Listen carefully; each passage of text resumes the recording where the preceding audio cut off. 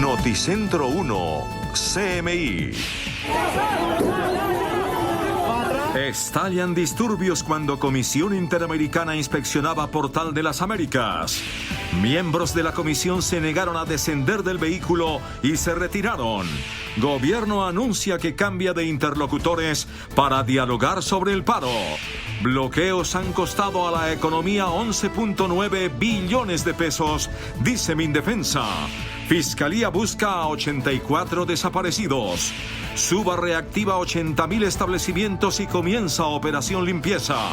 Vicepresidenta Canciller presenta balance de visita de comisión en Pregunta Yamir. Maestro de izquierda Pedro Castillo gana presidencia del Perú. Fiscalía peruana pide prisión preventiva de Keiko Fujimori.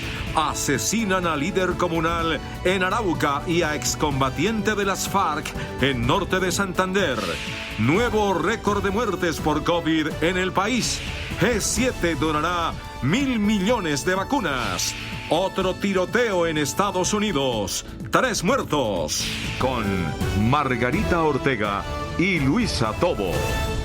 Buenas noches. Una difícil situación se registró hace pocos minutos en la zona del Portal Américas al suroccidente de Bogotá, en momentos en que miembros de la Comisión Interamericana de Derechos Humanos arribaban al lugar. William Parra está en el sitio. William, buenas noches, adelante. Hola Margarita, ¿qué tal? Muy buenas noches. Pues a esta hora se inicia una nueva noche de enfrentamientos aquí entre los manifestantes y el SMAT. A esta hora aquí en este lugar, en la avenida Villavicencio, se encuentran 2 tanquetas del SMAT y por lo menos 200 manifestantes. Hay también, por supuesto, un escuadrón del SMAT. Y justamente como usted decía, Margarita, el momento más duro se vivió cuando se estaba terminando una audiencia pública. El subsecretario de Gobierno fue sacado en medio de abucheos y piedra. En ese justo momento ingresaba la Comisión Interamericana de Derechos Humanos. La policía tuvo que tirar 2 gases aturdidoras, 2 bombas aturdidoras. Y justo en ese momento ingresaba al Portal de las Américas la Comisión Interamericana de Derechos Humanos. Esta es la crónica que le hemos preparado sobre ese momento que se vivió hace pocos minutos aquí en el Portal Américas. La audiencia pública convocada por la veeduría distrital transcurría de manera normal. Los funcionarios de la alcaldía echaron sus discursos y los manifestantes del Portal Américas hicieron conocer nuevamente su pliego de peticiones. Tras un receso, el subsecretario de Gobierno, Camilo Acero, intentó volver a hablar, pero fue sacado en medio de abucheos. Con varios funcionarios de la alcaldía, trató de refugiarse al interior del portal mientras era atacado a piedra por los manifestantes. La fuerza disponible tuvo que disparar 2 bombas aturdidoras. Justo en ese momento, al otro lado del portal, hacía presencia la Comisión Interamericana de Derechos Humanos. 2 delegados de la comisión y un fotógrafo escucharon en ese instante las explosiones de las aturdidoras.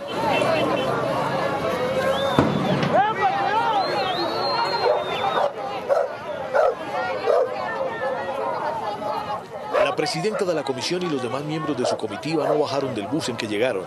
Los manifestantes hicieron un recorrido a los miembros de la CIDH y mientras avanzaban iban denunciando las violaciones de derechos humanos que se han registrado en este espacio humanitario. La CIDH se acercó hasta donde estaban los miembros del SMAT y con ellos también dialogaron y escucharon a los agentes. Entre 40 y 45 minutos, los miembros de la CIDH escucharon a los manifestantes y luego emprendieron su salida.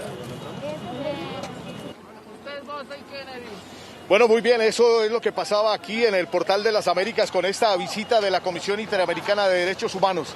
Y Margarita, la dejo con estas imágenes de la situación que se registra aquí sobre la avenida Villavicencio en el Portal de las Américas. Una nueva noche de duros enfrentamientos entre el SMAT y los manifestantes. Continúen ustedes con más Noticentro 1 CMI.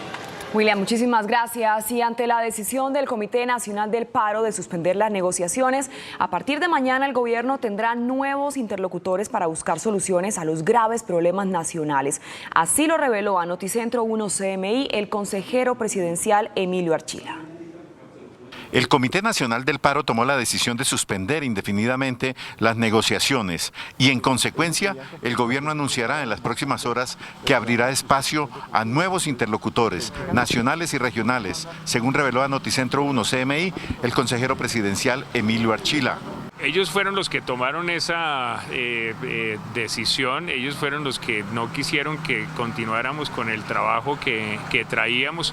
Nosotros tenemos muchos otros frentes en los cuales tenemos interlocución, diálogos y avances con otras instancias en donde hay una gran representatividad. Cuando CMI le preguntó si entonces él no volverá a la mesa de negociaciones con el Comité del Paro, el señor Archila respondió: es que como lo digo, Carlos, solos no podemos hablar. Si ellos dicen que se van, yo ya no puedo hacer nada más. Según revelaron a Noticentro 1 CMI, mañana el gobierno presentará a los interlocutores nacionales y regionales con los cuales avanzará en los nuevos diálogos. Y es que parece estar planteada una división al interior del Comité del Paro. Mientras algunos piden cambiar la táctica, otros prefieren continuar con las manifestaciones. Y esta posible división habría frustrado el anuncio de una nueva estrategia de protesta. Del lado de los que estarían buscando un cambio de estrategia dentro del Comité del Paro estaría el dirigente de FECODE, Nelson Alarcón, quien en un video con varios sindicalistas asegura que se debe cambiar de táctica. La táctica hay que cambiarla. ¿Y qué significa cambiar la táctica? Pues que hay que cambiar, no hacer las movilizaciones todos los días, pero hay que cambiar de táctica porque nos estamos debilitando y se está afectando a muchos jóvenes, a muchas personas, a nuestro pequeño y mediano productor. Nelson Alarcón asegura además que ellos no representan a los jóvenes que se conocen como primera línea.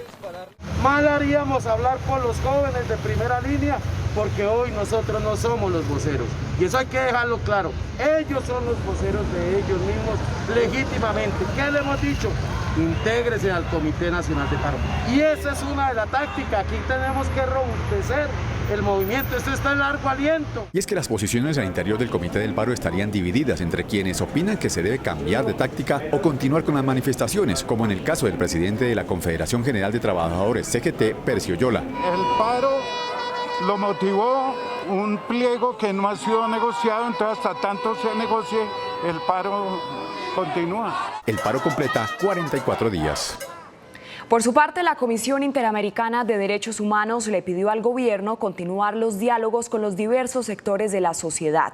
Así lo reveló la vicepresidenta canciller Marta Lucía Ramírez. Al concluir esta tarde su visita al país, la Comisión Interamericana de Derechos Humanos se reunió con la vicepresidenta canciller Marta Lucía Ramírez con una recomendación: mantener los diálogos. La recomendación que nos han hecho de verdad en el sentido de seguir dialogando, buscando espacios de trabajo conjunto para preservar esta democracia y para seguir fortaleciendo nuestras instituciones. La comisión pidió también avanzar rápidamente hacia el esclarecimiento de los hechos que llevaron a la muerte a 21 colombianos durante las protestas.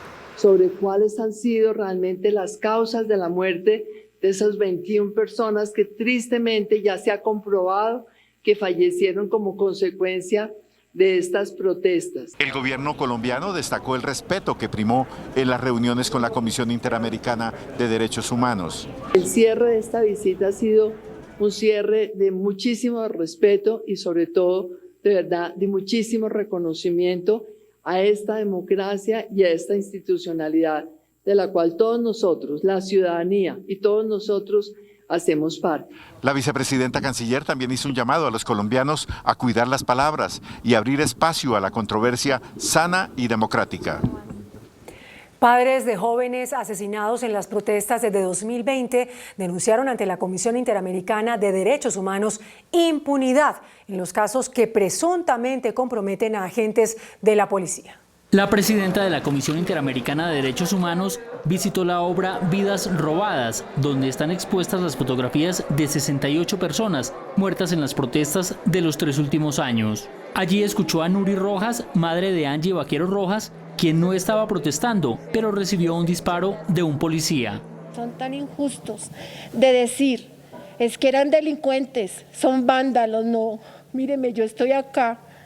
como mamá de Angie Paola, era una niña juiciosa, trabajadora, una niña que quería salir adelante, le tenía miedo hasta las agujas. ¿Cómo me van a decir que va a estar de pronto contra la policía, contra algo? La señora Rojas hizo una grave denuncia. Y a mí me están haciendo seguimiento, me están amedrentando, me están mandando panfletos a mi casa. ¿Por qué? Porque pido justicia, porque quiero verdad, porque quiero saber quién dio la orden para que mataran a esos muchachos, entre ellos mi hija. También escuchó al padre de Juliet Ramírez, asesinada en Suba. Han sido masacres citadinas, enfocadas lamentablemente en algún tipo de contexto a la juventud. Hablo por mi hija y por el honor de mi hija, que ella ni activa ni pasivamente estaba protestando, que pasó por un mal lugar, me la mató un policía y que después de 9 meses, aunque han habido investigaciones, lamentablemente a estas alturas no hay nada concreto. La presidenta de la CIDH presentará la próxima semana un informe sobre su visita a Colombia. Por su parte, los gremios de la producción presentaron un diagnóstico a la Comisión Interamericana de Derechos Humanos de las afectaciones en la economía, advirtiendo que los bloqueos son un atentado contra el bienestar del país. En reunión con la Comisión Internacional de Derechos Humanos, los gremios de la producción nacional elevaron su voz de protesta por la intención de algunos grupos de mantener los bloqueos en medio del paro nacional. Señalan que la situación de los bloqueos y los actos de vandalismo son un atentado para el país. Cerca de 3.000 bloqueos que han atentado contra la vida, contra la salud, contra el derecho de alimentación, de la movilidad de los colombianos. Los constructores, a través de una carta, registraron el preocupante panorama del sector ante la comisión. El impacto que han tenido 1.3 millones de trabajadores de la construcción y su cadena de valor es altísimo.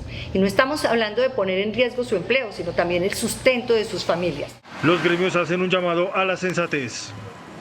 Precisamente el ministro de Defensa, Diego Molano, denunció que los bloqueos de vías han dejado pérdidas por 11,9 billones de pesos. Según el ministro de Defensa, los 565 bloqueos que han ocurrido en el país, de los cuales se mantienen activos 17, han dejado pérdidas por 11,9 billones de pesos y una caída en el crecimiento anual de la economía de 1,1%. Cada bloqueo que surgió en las últimas semanas era una amenaza y un atentado contra la democracia, un atentado contra el orden, una amenaza contra la libertad de nuestro país.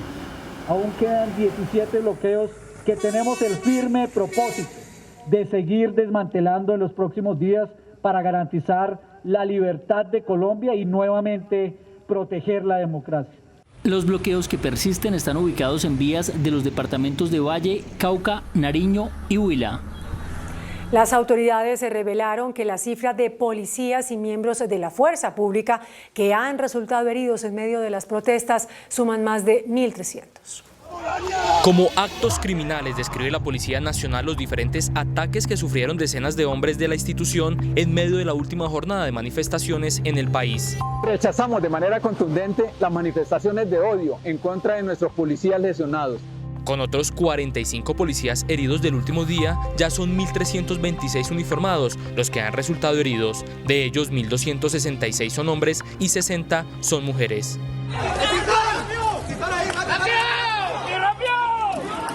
Conocimos la historia del patrullero del Escuadrón Móvil Antidisturbios Brian Espinosa y del subintendente de la Fuerza Disponible Luis Solano, quienes fueron agredidos en la capital. Estábamos en la 100 con 26, estábamos lo que es ejercer nuestro deber, garantizar la libre locomoción de las demás personas, la seguridad de las personas, y pues en este acto de seguridad y de nuestro profesionalismo resultamos agredidos. Estos muchachos que estaban allá, pues en un momento a otro se alteraron, pues tenían la mal llamada en primera línea y empezaron a lanzarnos todo tipo de objetos. Piedras, botellas, palos. Ya son 3 los policías que han fallecido en los últimos 44 días de protestas. El director de la Policía General, Jorge Luis Vargas, denunció que los elementos lanzados contra los uniformados en las protestas cada vez son más letales. 3 de los heridos en las últimas horas están en estado crítico. Según el director de la policía, cada día son más peligrosos y más letales los elementos lanzados contra los agentes encargados de controlar las manifestaciones que han terminado en hechos violentos. Hemos venido encontrando en los últimos días artefactos explosivos improvisados, tipo granada, en las últimas actuaciones de la Policía Nacional en donde hay actos criminales. La peligrosidad de estos artefactos se ha reflejado en las últimas heridas a policías. Fueron lesionados compañeros nuestros con varios objetos que introducen en esas granadas, en esos artefactos explosivos improvisados. Uno de ellos está bastante grave, es posible que pierda su ojo. Estos elementos han sido usados principalmente en Popayán, Cali, Bogotá y Bucaramanga. Precisamente en Bucaramanga, la policía denunció el uso de artefactos no convencionales por parte de manifestantes.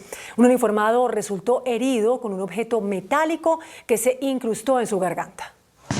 Cada vez los disturbios en Bucaramanga se tornan más agresivos.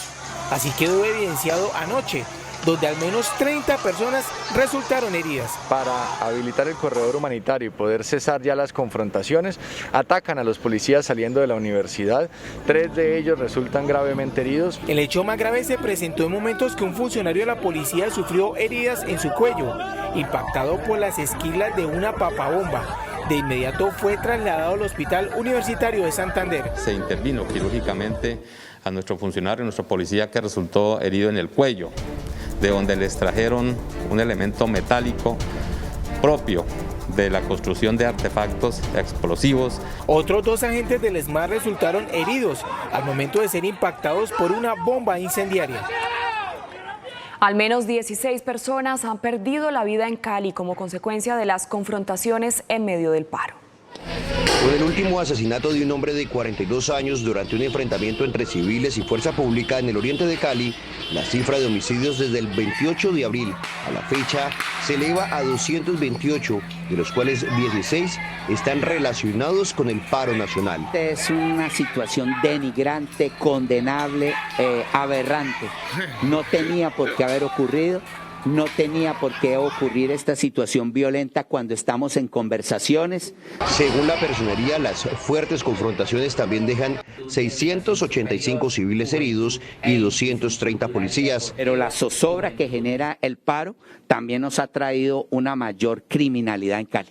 Sería bueno decirle al Comité del Paro qué están esperando, cuando saben que estamos arruinando nuestra economía y estamos arruinando la posibilidad del bienestar y de los ingresos para los más pobres. De igual manera, el mandatario puso una denuncia en la Fiscalía para que se investigue quiénes están detrás de los ataques contra el sistema MIO. En Bogotá, las protestas de las últimas horas dejaron 68 heridos, 36 buses vandalizados y 1 incinerado. Los daños a la infraestructura ya ascienden a 33.000 millones de pesos. Después de la tormenta no llegó la calma. Así amanecieron los alrededores del Portal Américas. Los semáforos dañados, la falta de transporte y cientos de escombros en la vía impidieron que cientos de personas se movilizaran con normalidad. Que no he podido ir a trabajar por la situación del transporte. Esta solo fue una de las secuelas que dejó la noche violenta en Bogotá. Hay alto consumo de drogas, alcohol, particularmente bazuco, que además provoca violencia. La jornada dejó 68 personas heridas, 36 uniformados y 32 civiles. Uno de ellos, Dylan Suárez, de 21 años, quien recibió un violento impacto en el ojo derecho. Uno de los hechos vandálicos más graves se vivió en el barrio Britalia. Vándalos le prendieron fuego a este bus del SITP. Su conductor narró en Noticentro 1 CMI los momentos de angustia. Me abrieron la puerta, me obligaron a bajar. Uno de ellos sacó un arma y me la puso en el estómago y dijo que descendiera del carro. En realidad esta gente estaba hablando en serio de calcinarnos nosotros también con el carro ahí. Solo en el día de ayer fueron vandalizados 36 buses de Transmilenio. En lo corrido del paro, 7 han sido incinerados, sin que hasta ahora nadie responda por los daños. Deberían responder las aseguradoras, la aseguradora del Estado, porque esto es terrorismo. Hoy no tenemos garantías ciertas de seguridad, no nos sentimos respaldados. 26 personas fueron detenidas por participar en actos vandálicos. La vicefiscal general Marta Mancera reveló que 84 personas siguen sin ser localizadas tras participar en las jornadas de marchas en medio del paro. La vicefiscal informó que el mecanismo de búsqueda urgente continúa con la ubicación de 84 personas reportadas como desaparecidas de un registro inicial de 572. La Fiscalía explica que los datos de estas personas son suministrados por la Defensoría del Pueblo y organizaciones sociales.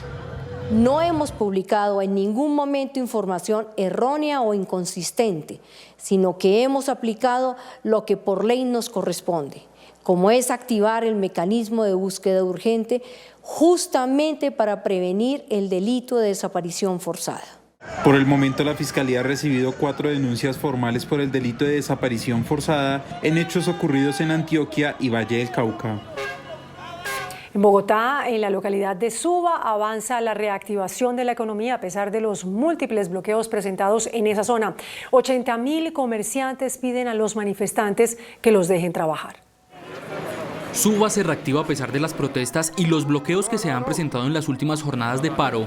Una de las localidades más grandes de la capital clama por el cese de las movilizaciones para permitir que avance la reactivación.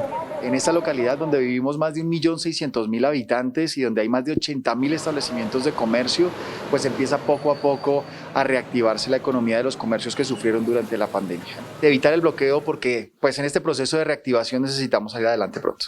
Jornadas de limpieza y mantenimiento se desarrollan en esta zona de Bogotá. Nos corresponde articular institucionalmente con entidades como la UAESP, Área Limpia y demás entidades del distrito para que siempre tengamos la localidad en las mejores condiciones posibles. Suba afronta otra crisis y tiene que ver con el coronavirus, pues es la localidad con más contagios registrados en toda la capital. 150.811 personas han contraído el virus.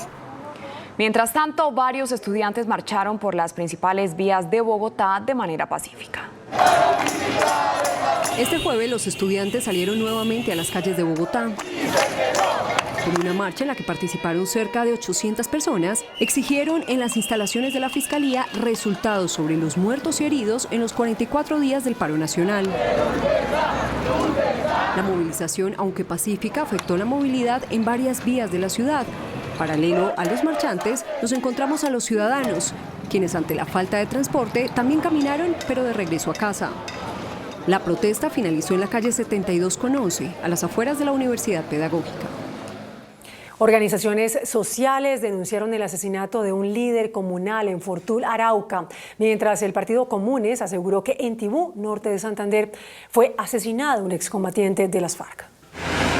Sicarios llegaron hasta la zona rural del municipio de Fortul, en Arauca, y sin mediar palabra dispararon en varias oportunidades contra Danilo Galindo, un líder comunal que trabajaba con los pueblos indígenas de la región y actualmente se desempeñaba como conciliador en Equidad. Con Danilo se eleva a 72 el número de líderes asesinados en 2021. De otra parte, el Partido Comunes denunció el asesinato de Edwin Barrios en el municipio de Tibú, en norte de Santander. Sicarios llegaron hasta un establecimiento comercial y le dispararon en varias oportunidades. Con el asesinato de Edwin Barrios asciende a 27 el número de excombatientes asesinados en este año y el número 277 desde la firma del acuerdo de paz en 2016. Según el gobierno, el Clan del Golfo, el ELN y las disidencias de las FARC son los responsables de la mayoría de estos asesinatos.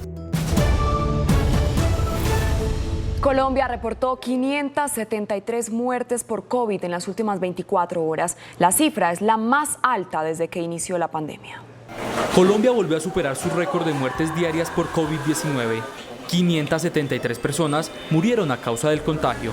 A la fecha, por coronavirus han muerto 94.046 colombianos.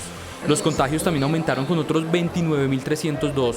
El total de casos a la fecha es de 3.665.137. Los casos activos aumentaron a 150.575.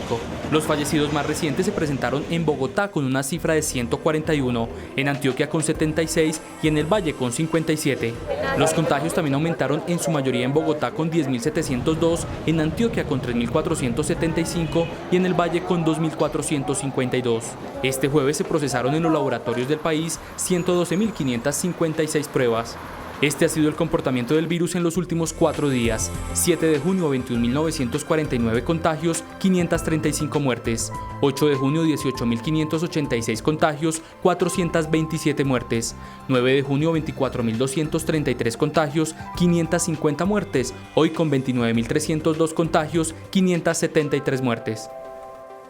Y el ministro de Salud, Fernando Ruiz, anunció que los menores desde los 12 años con comorbilidades serán priorizados en la etapa 13 del Plan Nacional de Vacunación. También serán vacunados quienes participan en los diálogos regionales por las protestas. El ministro de Salud, Fernando Ruiz, anunció la ampliación del plan de vacunación en la actual tercera etapa, que incluirá a los menores de 12 años con comorbilidades y mujeres embarazadas. La apertura de la vacunación para mujeres gestantes y para niños mayores de 12 años está dependiente de un proceso que estamos adelantando en este momento con el INVIMA, mediante el cual se autorice un segundo uso de la vacuna para estos grupos etarios y estos grupos de personas. El jefe de la cartera de salud dijo además que incluirán a quienes estén atendiendo las manifestaciones. Funcionarios, personal de entidades públicas de los niveles nacional, municipal, distrital, departamental, que realicen labores de campo relacionadas con la gestión policiva, diálogo social y atención vulnerable. Fernando Ruiz confirmó que el presidente Iván Duque será vacunado el próximo domingo. El señor presidente de la República se estará vacunando el día domingo. Señor presidente, como máxima autoridad de las fuerzas militares de Colombia, ya estaba autorizado para vacunarse con decretos anteriores. Finalmente, el ministro de Salud dijo que las delegaciones deportivas también serán vacunadas. En la conmemoración de los 10 años de la Ley de Víctimas, el expresidente Juan Manuel Santos lanzó nuevas pullas al también expresidente Álvaro Uribe y anunció que mañana ante la Comisión de la Verdad contará lo que sabe sobre los falsos positivos. La referencia al horror de los falsos positivos la hizo el expresidente al conmemorarse 10 años de la Ley de Víctimas aprobada en su gobierno. Mañana voy a ir a la Comisión de la Verdad a contar la verdad, mi verdad sobre algo que no ha debido pasar, que fueron los falsos positivos, un horror que Colombia vivió y que espero que nunca más se pueda volver a presentar. Voy a ir a explicar cómo durante mi ministerio investigamos, denunciamos y acabamos con los falsos positivos, pero al mismo tiempo voy a pedirle perdón a todas las víctimas de esos falsos positivos. Antes explicó las diferencias conceptuales que tuvo con su jefe, el expresidente Álvaro Uribe, cuando él fue ministro de Defensa. Esto en relación con la guerrilla de las FARC. Había dos concepciones diferentes entre el presidente y su ministro de Defensa. Uribe lo que quería era una derrota total de la guerrilla. La mía era una derrota estratégica, debilitarlos para llevarlos a la mesa de negociación.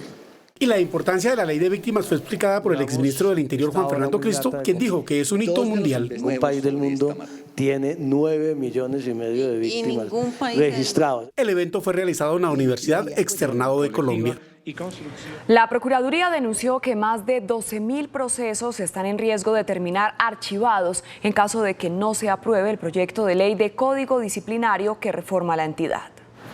El funcionamiento de la Procuraduría estaría a punto de cambiar por una reforma que dejó en marcha el exprocurador Alejandro Ordóñez, que llevaría al archivo de miles de procesos desde el 1 de julio. Adicionalmente, en el Ministerio Público también hay alerta por el fallo de la Corte Interamericana de Derechos Humanos que le impide sancionar a funcionarios de elección popular. En ese sentido, la Procuraduría advierte que son 12.142 procesos en riesgo que quedarían en la impunidad. Los casos relacionan a 3.108 alcaldes, a 644 gobernadores, a 21 senadores y a 30 representantes a la Cámara. Prescribirían cerca de 10.000 procesos en la Procuraduría General de la Nación. Otro tanto ocurriría en las personerías, en las oficinas de control interno y en la Comisión Nacional de Disciplina Judicial. Es decir, existiría total impunidad. La salida para tratar el archivo de todos estos procesos sería el proyecto de reforma a la Procuraduría que cursa en el Congreso. Sin embargo, la iniciativa no ha estado exenta de las críticas de varios senadores que denuncian la creación de puestos en la entidad sin ninguna justificación. La Contraloría denunció la compra por parte del Ejército Nacional de 52 visores nocturnos que resultaron no ser de uso militar. Los visores nocturnos fueron comprados en Estados Unidos para usarse en operaciones militares, pero los peritajes técnicos dicen que son normalmente utilizados por deportistas extremos, es decir, no tienen un nivel de control y seguimiento estricto por parte del gobierno americano ni son de uso militar. Con ocasión de una denuncia penal que en este momento se encuentra en curso en la Fiscalía General de la Nación, un perito experto del Ministerio de Defensa emitió concepto el 9 de octubre de 2020, estableciendo que los visores no cumplen con las especificaciones técnicas requeridas para su uso militar. La Contraloría evidenció estos hechos en una auditoría financiera que realizó el Ejército Nacional. La Corte Suprema de Justicia dejó en firme la medida de aseguramiento contra el exgobernador y exalcalde de Medellín, Aníbal Gaviria Correa. El exmandatario es investigado por posibles actos de corrupción en un contrato firmado en 2005 para la ampliación de la Troncal de La Paz. El alto tribunal negó su libertad y también la sustitución de la medida de aseguramiento por una que no implique detención domiciliaria. El superintendente de Sociedades, Juan Pablo Liévano, reportó una caída en las utilidades de las 1000 empresas más grandes del país. El informe de las 1000 empresas de la Superintendencia de Sociedades reveló que al cierre de 2020 los ingresos operacionales llegaron a 697 billones de pesos, lo que representó una caída del 7,6% frente al mismo periodo del año anterior. La disminución se dio por los efectos de la pandemia que afectaron las ganancias de las compañías. Las utilidades, por su parte, registraron 45 billones de pesos, mientras en 2019 sumaron 69 billones, es decir, una caída del 34,1%. En el 2020 creció el número de empresas que reportaron pérdidas y los pasivos aumentaron a 546 billones de pesos. Se espera una recuperación en el plan de la reactivación de la economía. El presidente del Consejo Gremial, Julián Domínguez, anunció la creación de un comité para la reactivación económica. El Comité de Reactivación busca aumentar los índices de generación de empleo en el país, en especial en la población joven. También se busca fortalecer los programas de formación y emprendimiento. La hoja de ruta plantea 140 iniciativas en infraestructura, acceso al crédito, simplificación de trámites y encadenamientos productivos. A lograr que efectivamente el país tenga unas condiciones mucho más igualitarias y que permitan avanzar en tener unas respuestas efectivas para el país. Se espera un mejor panorama económico para el segundo semestre del año. El paro frenó la reactivación en Bogotá, así lo revela una encuesta de la Cámara de Comercio de la capital. Pese a la reactivación de la ciudad, las empresas bogotanas aún no se recuperan. El 48% está operando a medias y producto del paro subieron los costos del 31% al 43% en el mes de mayo. Los costos de producción aumentaron en mayo, con un crecimiento de 12 puntos porcentuales frente al mes de abril. En el último mes, el 78% de las empresas capitalinas vieron una disminución en sus ventas, la cifra más alta desde que inició la reactivación en octubre. Uno de los temas más desalentadores de la encuesta, que como consecuencia de las dificultades de operación y el aumento de los costos parece natural, es que los empleadores mostraron por segundo mes consecutivo una disposición a reducir el número de empleados. Durante el paro, los empresarios en Bogotá han operado al 43% de su capacidad, el 75% ha tenido dificultades para movilizar sus productos y el 76% dice que los pedidos disminuyeron. La ministra de Transporte, Ángela María Orozco, anunció la entrega de 2 proyectos viales en Antioquia, con inversiones por más de $1 billón. Se trata de 2 tramos de obra de los proyectos de cuarta generación Pacífico 1 y Pacífico 2, en lo que será la conexión entre el departamento de Antioquia con el eje cafetero y el suroccidente del país. Las inversiones son de 1.3 billones de pesos y se tendrá un ahorro en tiempo para los transportadores de carga de hasta 5 horas al puerto de Buenaventura. Se estima que cuando entren en servicio en su totalidad beneficiarán a más de 5 millones de habitantes de Antioquia y del eje cafetero, quienes podrán transitar en forma segura por vías con los más altos estándares de calidad. El gobierno avanza en la culminación del programa de cuarta generación. El índice de capitalización de la bolsa, que mide el comportamiento de las 20 principales acciones, cerró al alza. El índice selectivo MSCI Colcap de la Bolsa de Valores de Colombia subió 0,39% a 1.260 puntos.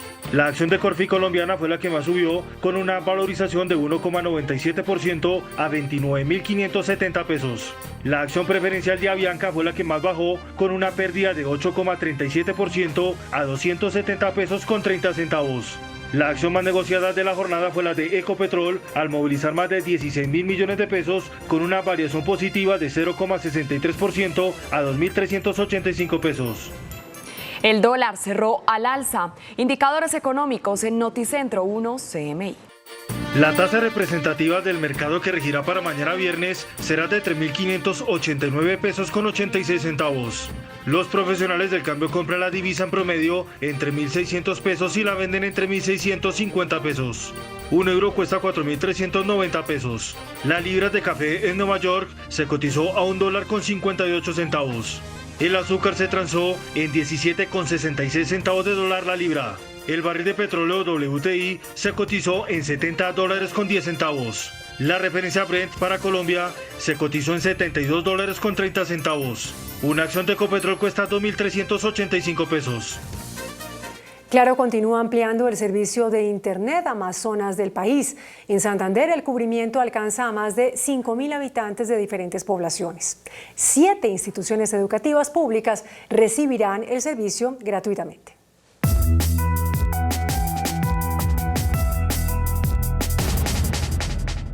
Claro ha conectado a Internet móvil 4G a lo largo de este año a varias poblaciones rurales. Ahora se suman centros poblados en el departamento de Santander. Todo debe ser por Internet, todos los cursos, todo lo que nos están dando a nosotros como emprendedores, necesito el Internet. Significa estar en la onda, definitivamente, como dicen los muchachos, estar en la onda, porque yo vendo por las redes sociales y aparte de eso yo pauto. Cuando no tengo libro, pues investigo en Internet. Cuando hay clases virtuales que nos conectamos con los profesores. Yo en el Internet puedo encontrar muchos libros de física, química y biología que yo puedo descargar para yo aprender más sobre ese tema. El programa Claro por Colombia, la sala de Capacítate para el Empleo, se han formado aproximadamente entre 80 y 100 personas. El futuro de esta sala es lograr que la población del municipio de Barichara se acerque a formarse. No es fácil llegar, pero donde tenemos el gran compromiso con nuestros clientes para llevar señal de telefonía móvil celular. Cada vez que se finaliza un proyecto, la satisfacción es muy grande porque es ver cómo mejoramos la calidad de vida de una población. Claro y Claro por Colombia, su programa de sostenibilidad, trabajan por seguir conectado todos los rincones del país, especialmente a la Colombia rural. A través de la tecnología y la conectividad buscan transformar la vida de todos los colombianos. Terminó el conteo de votos en Perú con una victoria del candidato presidencial izquierdista Pedro Castillo, quien se impuso con más de 66.000 votos sobre la derechista Keiko Fujimori. Por ahora no habrá proclamación oficial hasta que termine el reconteo de los sufragios. Tras días de incertidumbre y de un apretado recuento de votos en la segunda vuelta de los comicios presidenciales en Perú, por fin terminó el conteo. Con el 100% de las actas procesadas, el izquierdista Castillo es el candidato con más votos y es difícil que Keiko Fujimori pueda revertir el resultado. El profesor obtuvo el 50,1% frente al 49,8% de la derechista. Pero a pesar de estos resultados, Castillo no podrá ser aún proclamado como ganador. El líder del partido Perú Libre logró superar a su rival con más de 66.000 votos, aunque falta aún un 0,7% de los sufragios por contabilizar. Las autoridades analizarán las denuncias del partido Fuerza Popular de Keiko, quienes pidieron anular 200.000 votos y convierten estas elecciones presidenciales de segunda vuelta en las primeras del país en las que un candidato presenta tal cantidad de pedidos de anulación. Según los cálculos del Jurado Nacional de Elecciones, se necesitarán como mínimo 10 días para dar respuesta a este pedido. Justamente la Fiscalía de Perú solicitó prisión preventiva para Keiko Fujimori por violar las condiciones de su libertad condicional. La candidata derechista tiene un proceso abierto por blanqueo de dinero, organización criminal y obstrucción a la justicia. En plena pugna por las presidenciales, un nuevo frente judicial amenaza el camino de Keiko Fujimori. El fiscal anticorrupción peruano José Domingo Pérez, miembro del equipo especial del caso Lavallato, ordenó revocar la libertad condicional dictada a favor de la candidata derechista, acusándola de haberse reunido indebidamente con un testigo del caso de Brecht, por lo que solicitó que se imponga prisión preventiva en su contra por haber violado esta regla, cuando Fujimori aún tiene un proceso abierto por presuntamente recibir dinero ilegal de la constructora brasileña para sus campañas de 2011 y 2016. Para el fiscal Domingo Pérez, su pedido es válido dado que la líder del fujimorismo presentó como abogado y portavoz político del partido Fuerza Popular a Miguel Torres Morales, un testigo del proceso con quien tenía prohibida toda comunicación. Así lo hubiera hecho durante una comparecencia en la que pidió al órgano electoral de Perú que anule 200.000 votos de su adversario en el apretado balotaje presidencial. Y sobre las elecciones en Perú, 17 expresidentes de Iberoamérica, entre los que están los colombianos Andrés Pastrana y Álvaro Uribe, pidieron esta noche a los candidatos Pedro Castillo y Keiko Fujimori esperar a que las autoridades electorales revelen oficialmente quién es el nuevo mandatario. En este comunicado, suscrito por los 17 expresidentes adscritos a la Iniciativa Democrática de España y las Américas IDEA, dentro de los cuales también están José María Aznar de España y Felipe Calderón de México, instan a Castillo y a Fujimori a que contribuyan con sus liderazgos a sostener la paz ciudadana y a esperar a que los organismos constitucionalmente competentes dicten su final resolución, en vista de que ambos candidatos han impugnado los resultados de estas elecciones presidenciales en Perú. En otras noticias del mundo, 1.000 millones de vacunas contra el coronavirus serán donadas por el llamado Grupo de los 7 a los países de menores recursos. Los miembros del Grupo de los 7, reunidos del viernes al domingo en Inglaterra, elaborarán un documento en el que describirán los planes para cumplir con su objetivo de poner fin a la pandemia en el año 2022. Se comprometerán a distribuir 1.000 millones de dosis de vacunas contra el COVID-19 a los países pobres y a trazar un plan para ampliar la producción de los biológicos para poder cumplir con su meta. Suministrarán 5 millones de dosis antes de septiembre y el resto hasta 2022, principalmente mediante el programa internacional COVAX. Los líderes que debatirán el establecimiento de mecanismos para prevenir futuras pandemias presentarán la propuesta al término de la cumbre. Ante el colapso sanitario provocado por la pandemia del coronavirus en Santiago de Chile, las autoridades anunciaron que la región metropolitana volverá a cuarentena total a partir de este sábado. Pese a que Chile ya ha vacunado a 11,2 millones de sus 19 millones de habitantes, el rápido avance de la inmunización parece corto para la pandemia, que tiene al borde del colapso los sistemas sanitarios en Santiago, donde el 98% de las camas de unidades de cuidados intensivos están ocupadas, pese a que algunos de los barrios de la capital chilena llevan más de 9 semanas bajo medidas de confinamiento total. Es por ello que las autoridades sanitarias informaron que la región metropolitana de Santiago, que alberga la capital y donde habitan más de 7 millones de personas, volverá a cuarentena total desde este mismo sábado. La Organización Mundial de la Salud advirtió que el nivel actual de vacunación en Europa no basta para evitar un resurgimiento de la pandemia en el viejo continente. As of today, 30% of people in the region have received at least one vaccine dose, and 17% have completed their series. Vaccination coverage is far from sufficient to protect the region from a resurgence. Y aunque Europa viene registrando una caída general de nuevos casos, hospitalizaciones y fallecimientos en los últimos 2 meses, el organismo instó a los países a evitar el error de levantar las medidas prematuramente, como sucedió en el verano del año pasado, en el que se registró un rebrote de la pandemia. De hecho, 36 de las 53 naciones europeas ya están relajando sus restricciones. El presidente de Estados Unidos, Joe Biden, se reunió por primera vez con el primer ministro británico Boris Johnson en un encuentro en el que ambos proyectaron una imagen de buenos aliados. En su primer viaje internacional, el presidente Joe Biden dejó claro el regreso de Estados Unidos tras el mandato de Donald Trump. Y en su primer encuentro con el primer ministro británico Boris Johnson, el mandatario estadounidense desplegó una imagen de unidad y entendimiento destinada a buscar soluciones y rebajar la tensión por el Brexit y sus consecuencias en Irlanda del Norte. El mismo Johnson aseguró tras 2 horas de conversación con Biden que el encuentro fue una bocanada de aire fresco. Y tras marcar la importancia de la relación con su aliado británico, el demócrata tiene por delante una gira europea que lo llevará a la cumbre de las 7 grandes economías mundiales y a un encuentro con el presidente ruso Vladimir Putin en Ginebra. 3 personas, entre ellos un menor de edad, murieron en un tiroteo en un supermercado de Royal Palm Beach, en Florida, Estados Unidos. Según los primeros informes, el atacante es uno de los fallecidos y conocía a las otras 2 víctimas. El presidente de Brasil, Jair Bolsonaro, se refirió a las declaraciones de su homólogo de Argentina, Alberto Fernández, sobre los brasileños y lo comparó con Nicolás Maduro. Luego de que el presidente de Argentina asegurara que los brasileños salieron de la selva y los argentinos llegaron en barcos, su homólogo de Brasil, Jair Bolsonaro, le respondió con burlas comparándolo con Nicolás Maduro. Eu lembro uma coisa que logo depois que o Chávez morreu, assumiu Maduro. E ele falava que conversava com os passarinhos que estavam encarnados na figura do Chávez. Eu acho que o Maduro e o Fernandes, para eles não tem vacina. Horas antes, Bolsonaro publicó una imagen en la que se le puede ver posando junto con un grupo de personas de una comunidad indígena y la palabra selva, que además en lenguaje militar significa todo bien.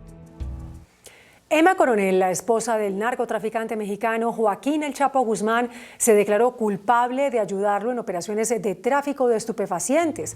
La ex reina de belleza de 31 años compareció ante una corte federal de Washington, donde aceptó los cargos de conspiración para distribuir drogas ilegales y lavado de dinero y tratos comerciales con el cartel de Sinaloa. Mientras, también admitió haber conspirado para ayudar a su marido a escapar de una prisión mexicana en 2015.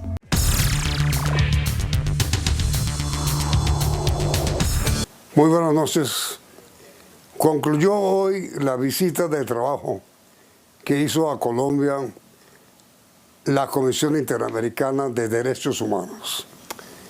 Nuestra invitada de esta noche es la señora vicepresidenta y canciller de la República, la doctora Marta Lucía Ramírez. Señora canciller, muy buenas noches. ¿Qué resumen haría usted, qué conclusión de la visita de la comisión? Bueno, Yamil, hemos tenido esta tarde este cierre de la visita de trabajo. Fue un cierre muy constructivo, muy respetuoso y para mí realmente muy importante ese reconocimiento que hicieron los distintos comisionados en sus intervenciones a la solidez institucional de Colombia, al hecho de tener una democracia robusta, sus declaraciones reconociendo la dificultad enorme de este momento que ha vivido Colombia, que estamos viviendo todavía tan doloroso, sobre todo realmente un momento que ha significado pérdidas irreparables de vidas humanas, pérdidas también yo diría casi que irreparables en materia económica, una destrucción sin precedentes, pero por encima de todo reconociendo lo que tenemos, democracia, institucionalidad y bueno, vamos a esperar cómo viene ese reporte cuando ya se presente oficialmente. Esperamos que de verdad sea un reporte positivo, constructivo con Colombia.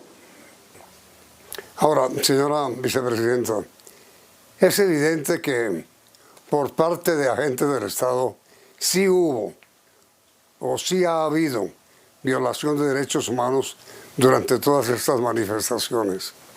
Pero el asunto es que quede claro ante la Comisión y ante el mundo entero que no es un tema institucional, ¿no le parece? Totalmente de acuerdo, y a mí eso es lo importante, es que el hecho de tener 3 miembros de la policía investigados hoy por parte de la Fiscalía por su participación presunta en la muerte de personas es muy grave, es muy doloroso.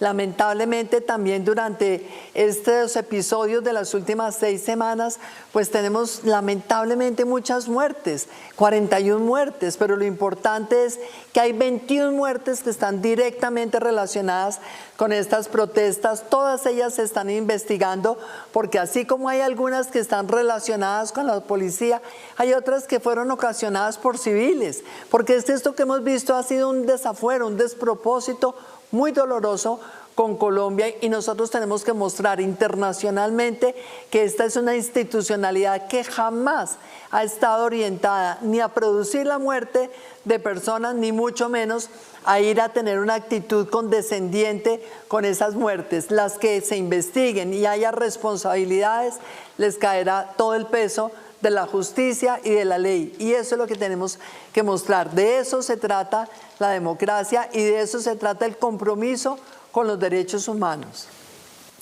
En una declaración, doctora Marta Lucía, que la Cancillería expidió esta noche, reafirma el compromiso irrestricto del gobierno de Colombia con los derechos humanos. ¿En qué consiste esa afirmación? Yamil, es que nuestro país es un país que ha venido progresando permanentemente. Acá no nos dejemos nosotros llenar de pesimismo ni de una actitud negativa.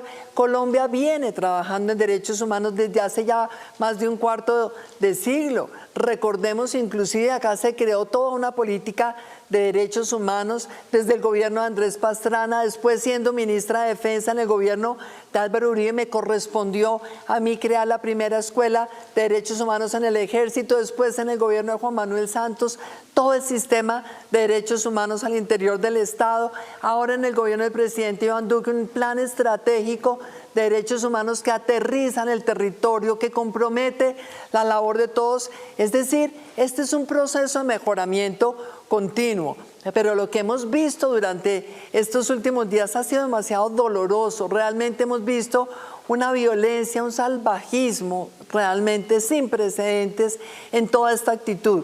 Y ahí lo importante con esta visita a la comisión era reafirmar, este es un país que reconoce el derecho a protestar, el derecho a expresarse, pero por Dios tiene que ser pacífica la protesta. Eso es lo que exigen todos los tratados internacionales en materia de derechos humanos. Garantía la protesta, pero protesta pacífica.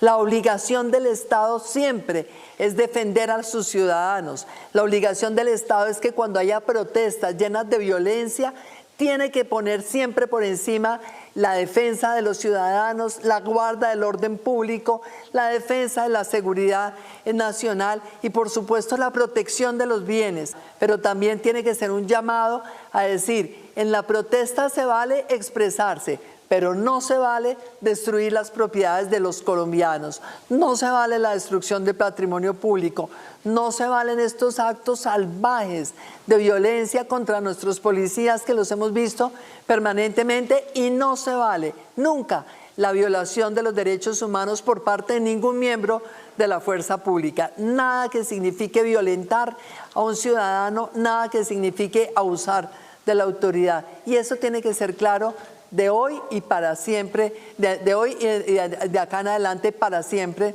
en Colombia, querido Yamil. Pero usted cree, señora vicepresidenta, que hubo de parte de los miembros de la comisión un reconocimiento explícito del respeto institucional que tiene el gobierno de Colombia de los derechos humanos. ¿Sí lo hubo? Yamil, un reconocimiento explícito diciendo acá hay una institucionalidad sólida que está funcionando, que está investigando independientemente de quién se trate, que está dándole toda la celeridad, que ha establecido protocolos para priorizar todos los casos de aparente abuso de autoridad, de aparente abuso o violación de los derechos humanos. Y eso es muy importante, Yamil. El dictamen final de cada caso se conocerá precisamente cuando concluyan estas investigaciones que esperamos que tengan la misma celeridad que tuvo la investigación de ese caso tan doloroso de Alejandro Ordóñez. Cuando concluyan las investigaciones, miraremos cuáles son los resultados ya individuales de cada miembro de la fuerza pública, porque la institucionalidad es totalmente garante de los derechos humanos. En la declaración expedida por usted, señora vicepresidenta, esta noche, al concluir la visita de la comisión, dijo lo siguiente: el gobierno reitera el compromiso de esclarecer los hechos, sancionar a los responsables y reparar integralmente a las víctimas. No habrá impunidad. ¿Qué quiere decir esto de reparar integralmente a las víctimas? Bueno, Yamid, obviamente, repito, los procesos penales tienen que tener su propio cauce, tiene que seguir avanzando con el debido proceso. Cuando haya ya sanciones, cuando haya condenas, pues obviamente tiene que haber realmente una reparación, pero lo más importante, Yamid, es que nosotros estamos totalmente convencidos que cualquier acción individual de un miembro de la fuerza pública debe tener esas sanciones. No puede haber impunidad. Cualquier hecho realmente de violencia que haya también producido las muertes de un civil a otro civil, cualquier hecho de violencia de un civil o de cualquiera que haya producido todos estos destrozos debe tener justicia. No puede haber impunidad en lo que ha sufrido nuestro país, lo que hemos visto en Cali tan doloroso, lo que hemos visto que ha pasado en Popayán. Yamid, acá tenemos que acostumbrarnos a que se aplique la ley, a que impere la justicia y a que las sanciones, trátese de quien sea, siempre realmente nos manden este mensaje: no impunidad, y hay que, claro, responderle a las víctimas. Señora vicepresidenta, desgraciadamente el tiempo se ha agotado. Quisiera formularle otras preguntas, si usted acepta, para transmitir mañana, ¿le parece? Claro, y a mí con el mayor gusto, siempre, encantada. Muchísimas gracias, señora Canciller Vicepresidenta. Y también a ustedes por su sintonía, y los invitamos a continuar aquí, en Noticentro 1, CMI.